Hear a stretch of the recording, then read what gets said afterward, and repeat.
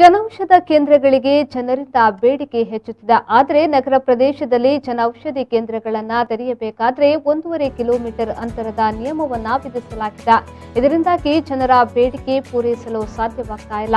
ನಗರ ಪ್ರದೇಶದಲ್ಲಿ ಜನಸಂಖ್ಯೆ ಅಧಿಕವಿದೆ. ಜನತೆಯ ಬೇಡಿಕೆಯನ್ನ ಈಡೇರಿಸುವ ನಿಟ್ಟಿನಲ್ಲಿ ಜನೌಷಧಿ ಕೇಂದ್ರ ತೆರೆಯಲು ಒಂದು ಕೇಂದ್ರದಿಂದ ಇನ್ನೊಂದು ಕೇಂದ್ರಕ್ಕಿರುವ ಅಂತರವನ್ನ ಕೈಬಿಡುವಂತೆ ಕೇಂದ್ರ ಜನೌಷಧಿ ಸಚಿವ ಡಿ.ವಿ. ಸದಾನಂದಗೌಡ ಅವರಲ್ಲಿ ಮನವಿಯನ್ನ ಮಾಡಲಾಗಿದೆ ಎಂದು ಶಾಸಕ ಸಂಜೀವ ಮಠಂದೂರು ಹೇಳಿದರು.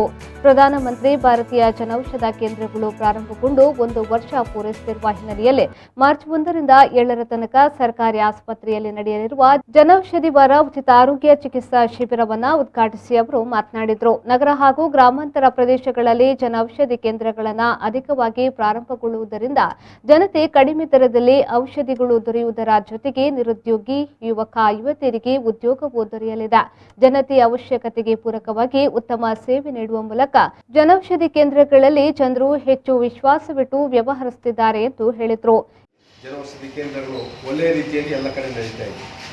ಹಾಗಾದ್ರೆ ಆ ಬೇಡಿಕೆಯನ್ನು ನೋಡಿದಾಗ ನಮಗೆ ಆ ಬೇಡಿಕೆಯನ್ನು ಪೂರೈಸಲಿಕ್ಕೆ ಆಗ್ತಾ ಇಲ್ಲ.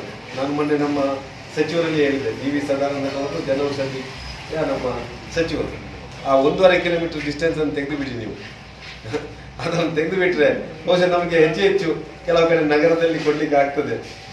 ಖಾಸಗಿಯವರಿಗೆ ಸ್ಪರ್ಧೆ ಕೊಡ್ಬೋದು. ಇನ್ನು ಗ್ರಾಮಾಂತರದಲ್ಲಿ ನೀವು ಲಿಮಿಟ್ ಇಡಬೇಡಿ ಒಟ್ಟು.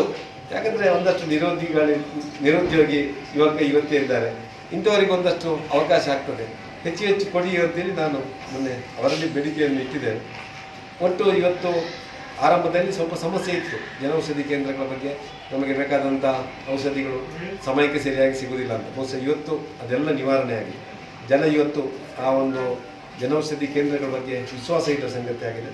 ಬಹುಶಃ ಇವತ್ತು ಸಾಪ್ತಾಹಿಕ ಕಾರ್ಯಕ್ರಮವನ್ನು ಮಾಡುವ ಮುಖಾಂತರ ಇನ್ನಷ್ಟು ಜನರ ವಿಶ್ವಾಸವನ್ನು ಗಳಿಸುವ ಸಂಗತಿ ಆಗ್ಬೋದು. ಈ ಸಂದರ್ಭ ತಾಲೂಕು ಪಂಚಾಯತ್ ಸದಸ್ಯೆ ತೇಜಸ್ವಿನಿ, ಸರ್ಕಾರಿ ಆಸ್ಪತ್ರೆಯ ಡಾಕ್ಟರ್ ಜಯದೀಪ್, ಜನೌಷಧಿ ಕೇಂದ್ರದ ನಿಂತಿಕಲ್ನ ಭಾರತಿ ಶೆಟ್ಟಿ, ಕಾಣಿಯೂರಿನ ಸುನೀತಾ, ಅಲಂಕಾರಿನ ಕೃಷ್ಣಕುಮಾರ್, ನಗರದ ಸ್ವಸ್ತಿಕ್ ಪದ್ಯಾಣ, ರೆಡ್ ಕ್ರಾಸ್ ಸಂಸ್ಥೆಯ ಕಾರ್ಯದರ್ಶಿ ಎಚ್.ಎ. ರೈ ಮೊದಲಾದವರು ಈ ಸಂದರ್ಭ ಭಾಗವಹಿಸಿದ್ರು.